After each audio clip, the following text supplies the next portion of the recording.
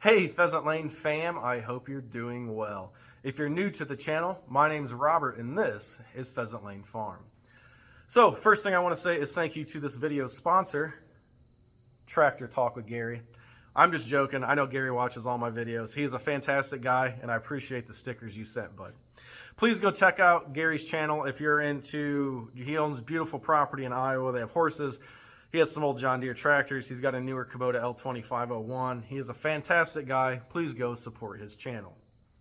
So, a few weeks ago, I had an incident happen to me. I was going to do a video, totally forgot about it. There's a lot of things going on. I go back to work this week after almost 1,050 days of not working.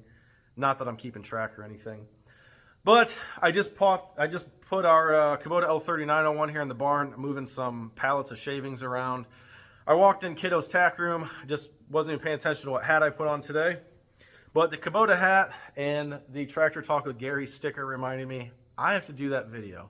Because if I have trouble with my tractor, and it takes me a while to figure it out, if I can do a short YouTube video and save someone all the time and hassle of the research and making phone calls and trying to figure something out, I think that's worthwhile for all of us.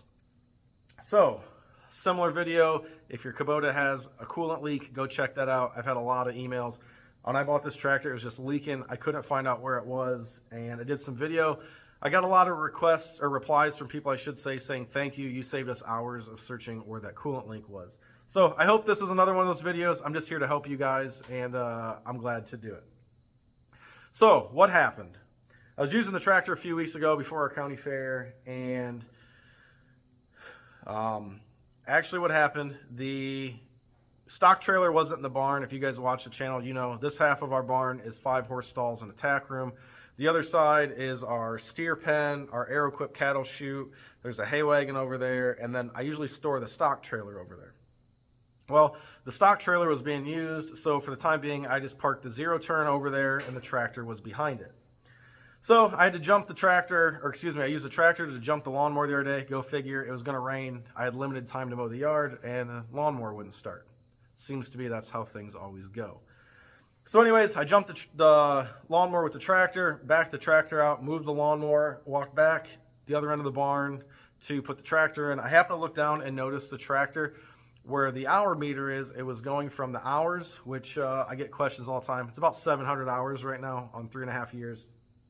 On a new tractor, and it was a P0087 code. P0087. So I was like, you know what, I got busy right now, I'll figure it out later. So I put the tractor in the barn, shut it off, but I did watch it for a few minutes. There was no check engine light on, just this code that would go back and forth between the hours and the code. So later that day, or the next day at the county fair, was in the camper between Kiddo showing. I said, you know what, I'm going to call the dealer. So I called the dealer. I said, hey, tractor's throwing this P0087 code. What do you know? Excuse me. They said, we've never seen that code on that tractor. We're busy right now. We'll get back with you. Don't use it until we have a chance to look at the tractor. I said, okay, how long's that? They said 8 to 10 weeks, maybe longer. Well, if you guys know me, this tractor gets used all the time. It's the perfect chore tractor for what we do, small cattle operation, the horses. It fits in the 16-foot aisleway nice with an oversized bucket for moving shavings around or firewood, cleaning cattle pens. We mow with it. We do just about everything you can think of with this tractor. Over here, I got about 30 attachments sitting. So we use a lot of things with this tractor. I couldn't afford to be out of a tractor for 12 weeks, potentially. So that sent me down this crazy wormhole, rabbit hole of forums and videos and really old forums, trying to figure out what this code was. Now, usually when a code is going to pop from what I read online, it'll have an engine code with it, the red warning light. I never had that. I just had this code. So I was thinking, what could have caused this? I read where a guy had a similar code, the P0087, or there's also a 0089 code. And it said that the 87 code is something to do with the fuel rail pressure. So a drop in pressure on the fuel rail, fuel system. So I said, all right. Well, the tractor didn't sputter. I had power from, when I started up all the way to, I usually run this tractor 2200 RPM. Fun fact real quick, if you have one of these diesel tractors, the dealership told me to run it about 18 to 2,000 RPM, just kind of depending on what I'm doing. I found if you bump that up by 200 to 300 RPM, the regens cut back significantly. So just some little heads up, a little tip. So I was thinking, what could have caused this? And then I remembered, when the tractor is parked behind the zero turn, I have a good set of jumper cables that stay in the Super Duty, and I have a not so great that stay out here in the barn. I just can't come to myself to throw them away. You never know when I might need them in an emergency. Well, I should have went and got the good jumper cables. I was in a rush to get the yard mowed before it rained. And what happened? I got the jumper cables hooked up, lawnmower started just fine. Went to disconnect the jumper cables from the tractor, and the Kubota tractors have a piece of metal with two pieces of all thread or long screws that hold the battery down so it's not in there bouncing around. Well, with the weight of the jumper cables, the positive terminal jumper cable bent down a little bit and arced off of that piece of all thread. That's the only thing I could think of. I backed the tractor out of the barn, no code, looked down, didn't see anything, unusual to me anyways. Brought the lawnmower down here, went back to put the tractor in the barn, and that's when I saw the code. So that got me thinking, okay, what if it was just a shock to the system, a false reading, a false code, whatever you want to call it? How do I get rid of it without waiting to the dealer? The dealer said, hey, wait, we'll get rid of the code, see what happens. Well, I wasn't going to wait 8 weeks. So I went on this rabbit hole search. Now, full disclaimer, I'm not a diesel mechanic. I'm not a Kubota mechanic. I know enough how to do my basic or some advanced preventative maintenance on these tractors or on the truck. I prefer work on things that don't have electronics. So that is not my wheelhouse. Sorry, mosquitoes. But I found instructions online, and I'm going to post them, and I don't know who they are from, or I would give this person the credit. I did not come up with this. Evidently, someone who lived a distance from a tractor dealer had an issue. Over the phone, his dealer told him how to delete these codes. My dealer was busy at the time, and it wasn't going to happen. So I will put this right here with a full disclaimer that I don't know who wrote this online, or I would give you all the credit, but it worked for me. That was about 20 hours ago. I reset the code, deleted the code off the tractor, and so far, no issue.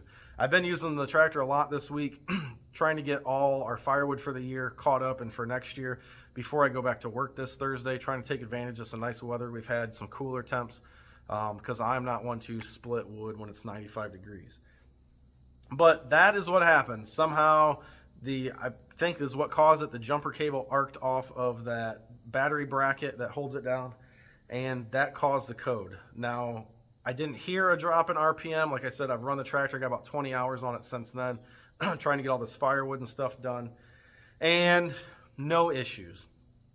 So I know this is not a very informative video, or I hope it's informative. I know it's not very entertaining or exciting, but hey, if my weeks of trying to figure out what the heck was wrong with this thing and how it happened, and then one day it just snapped in my head, luckily I found that little instructions online how to clear the codes off of these Kubota tractors. I'm assuming it would work with the 3902 or the 02 series, I should say. As long as you have the two buttons for the emissions on the dash, I think you can cancel the code. So that's that, guys. I just want to say I hope it works. Let me know. I know it's kind of those weird things. Maybe no one has ever had this happen where they arc the positive battery terminal off the bracket.